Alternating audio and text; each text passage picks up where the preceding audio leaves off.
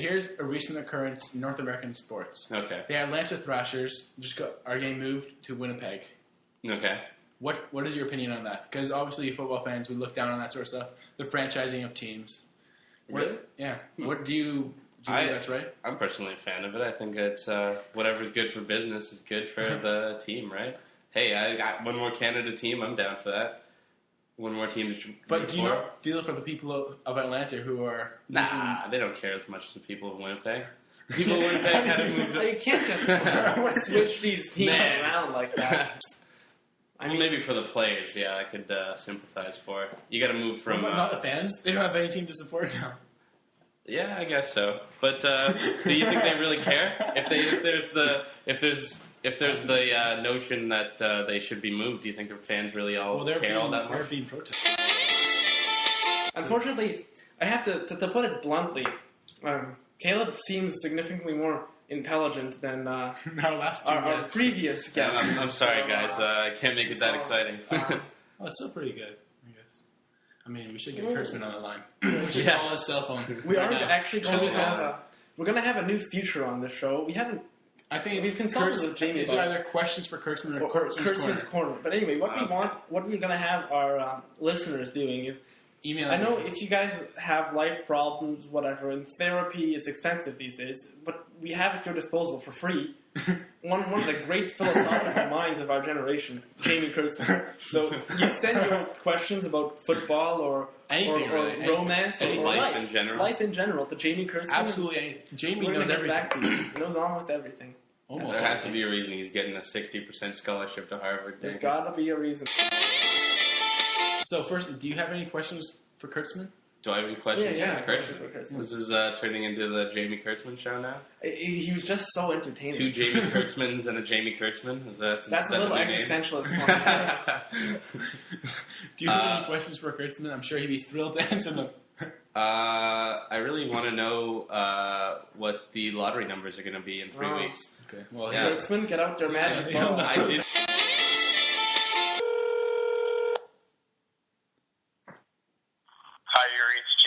Sorry, I'm not able to get to the phone right now, so if you please leave your name and number, I'll get back to you as soon as possible. Thanks and have a great day. At the tone, please record your message. When you are finished recording, you may hang up or press pound for more options. Hello, Mr. Kurtzman. This is 2 Blokes and a Yob calling you today. Hi, Jamie. For the first feature of Kurtzman's Corner. And the question we have for you today comes from our very own Caleb Price, who would like to know this week's winning lottery numbers. The lottery week, in 3 weeks. Oh, in 3 weeks you'd like to know the lottery numbers. So the lottery numbers from 3 weeks' time, and he assumes you have this knowledge. As do we. As do we. How could you not? Anyway, get back to us soon. Take care. Advice to Sepp Blatter.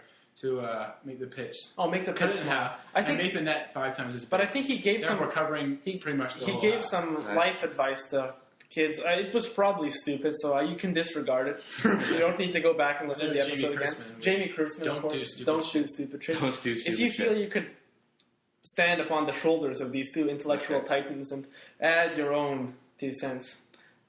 It's any life lesson for any kids? Anything. Always go in for the low 5, never the props.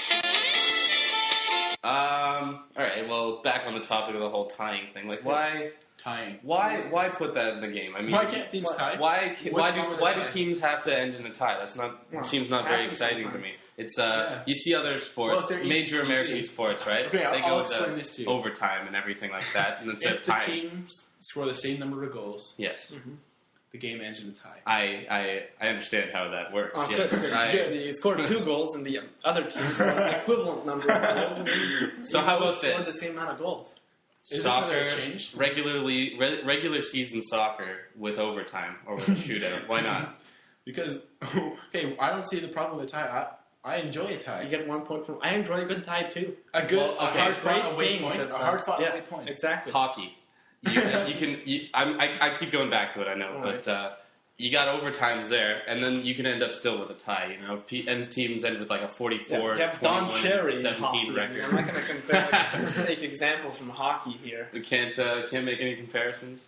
Well, I guess you can, but But yeah, I don't know why. I don't see why you can't make shootout. Why not? It kind of devalues it if you have it every single game. It devalues all the hard work beforehand that a team has gone into to get the point. Like, for example, if if you go away to Stoke, one of the hardest places in English football, it is hard, and you earn a tie.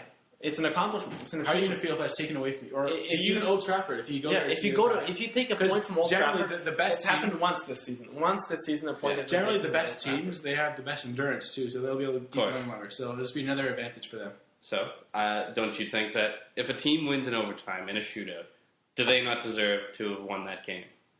We see that in the playoffs. Yeah, the other team deserve to lose. Yeah, if they tie in. I think so. Time. If they can't shoot the ball as well into the net, that's pretty much the basis of the game, right?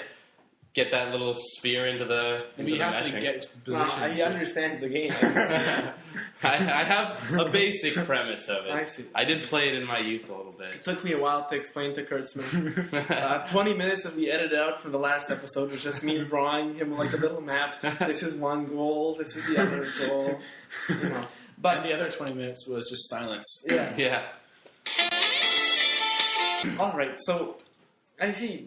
You don't find the concept of a tie very exciting. I don't know. Personally, I can find a good tie thrilling. Yeah. 1 point taken or 2 points lost can be quite exciting. Yeah. I mean, it seems artificial to force everything to be a win or lose scenario. Why does everyone have to win or lose? It's a game, right? If I played a game of Scrabble, but it's a sport. In a tie, I'd be pretty pissed off. I'd think this game's still going on. I'm still spelling in my head, but I got no letters left. So what would you do if you tied a game of Scrabble? Would you go into extra time if you don't have any letters? Yeah, we'll cut ourselves some letters of our own. Carve some wooden panels and make some new E's and F's. Some E's and F's. That's all you need in Scrabble, really. Is that the secret to Scrabble? E's and F's. Where did you spell with the E's and F? Festival. That starts with an F and an E. That's all some other letters too. This hatred toward the concept of tying seems quite irrational. It does. I disagree. I think that a game should end with a winner, really. That's what's the point of the game. That's why I watch it. If I watch two teams, and I wasn't really rooting for either of them, I would hate a tie. That would be my least favorite thing of all. Why? Because it's just no closure. It's like, I just watched this whole thing, and I feel like I didn't get any closer towards anything. Each team gets 1 point instead of one team getting 3. And so you're saying it's like some sort of like causes some sort of like existentialist depression to see a tie happen. It does, absolutely. And I find that emotional turmoil of it and the lack of closure to be probably the most exciting part. Well, I guess that's just where we differ there. Fair enough. Now, this is probably going to be our last episode until the Champions League final, taking place on May 28th. Okay. Which is being contested between my personal favorite team, Manchester United, and Barcelona, which is a load of shit. Do you have a stance on this? I know Manchester United's from England, so I'll root for them. How about that? Yeah.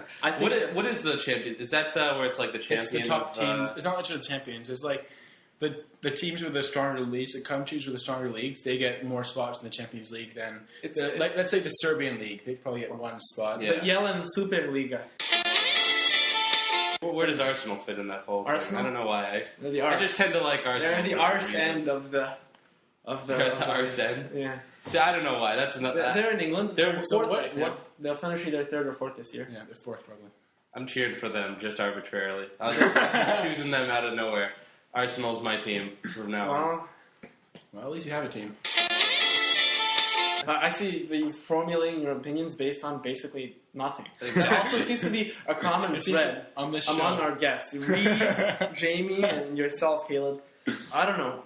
I consider myself like a relatively logical person. When I form an opinion or a point of view, I generally like to base it on something. And what is it about you guys that I've got nothing to base it on? So why should I base it on anything? Why should you hold it at all?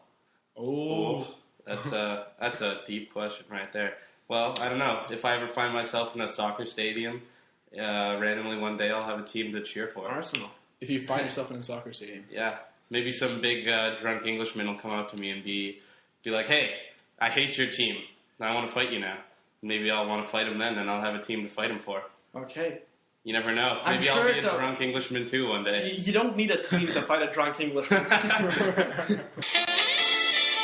Back with Caleb here. Now, Caleb, have you been listening to the show so far? Have you? I heard the Jamie Kurtzman episode. I did not hear the Reed Patterson episode, actually. Okay. Listen to that one again with some good stuff in there. Did you see? What do you think of the show in general so far? Are you a fan of it? Well, I personally like the hosts. I think they're quite intelligent guys. Thank you very much. Can't say the same about the guests.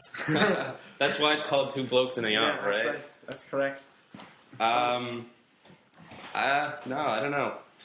I think it's pretty funny. It looks like it's going places. Did you know the world is going to end in about 5 minutes? In 5 minutes from now. Holy shit. Hold it. Is it what time is it supposed to be ending? What at 6? At 6 o'clock? I've heard it's about the rapture that. today. Who started this? I don't know. Religious nuts. It's something about Christian guys. So what is this? The third rapture in the past 4 weeks?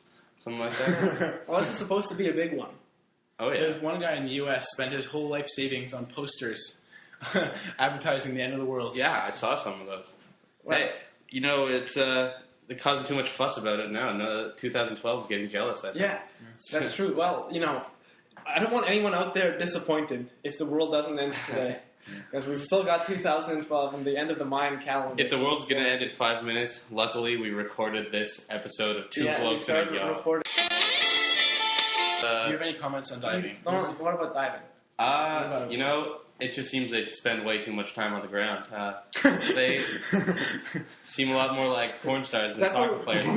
We get spending so much time on their backs. We get the trampoline. They dive. It bounces them right back up. Exactly. It's just perfect.